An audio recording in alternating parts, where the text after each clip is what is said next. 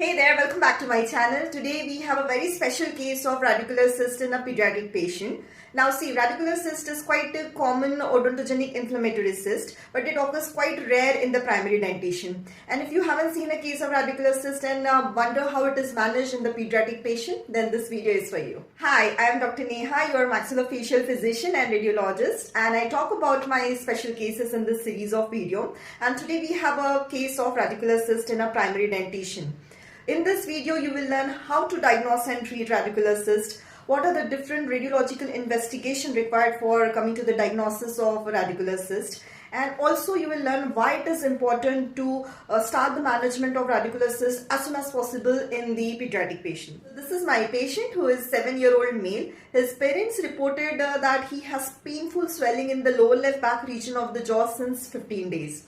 Now remember one thing, that the radicular cyst rarely occurs in the first decade of life, and the incidence increases steeply with the increase in the age, and the peak occurrence is at the third decade. And the most common region involved is the mandibular deciduous followed by a maxillary deciduous tooth. Here in this slide you can notice swelling adjacent to the decayed tooth.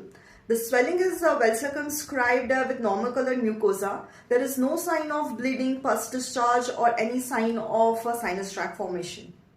Now you must be knowing that majority of radicular cysts are diagnosed accidentally on the routine radiological investigations as they are symptomless cysts. This is the periapical radiograph of our case, where you can see unilocular radiolucency in the interradicular region of both molars and not the periapical region. Now, various authors suggest that the radiolucency associated with the primary dentations are usually seen in the interradicular region and not in the periapical region, and that is why this radicular cyst in the pediatric cases should be termed as periradicular cyst. Now, this is the mandibular occlusal radiograph of our case, where you can see buccal expansion of cortical plates.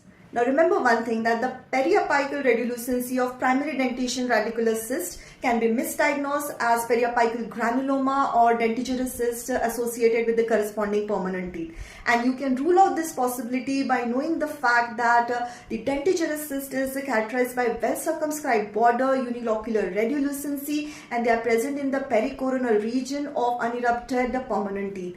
And their cortical margins are continuous with the follicle at the cemento-enamel junction of unerupted permanent teeth.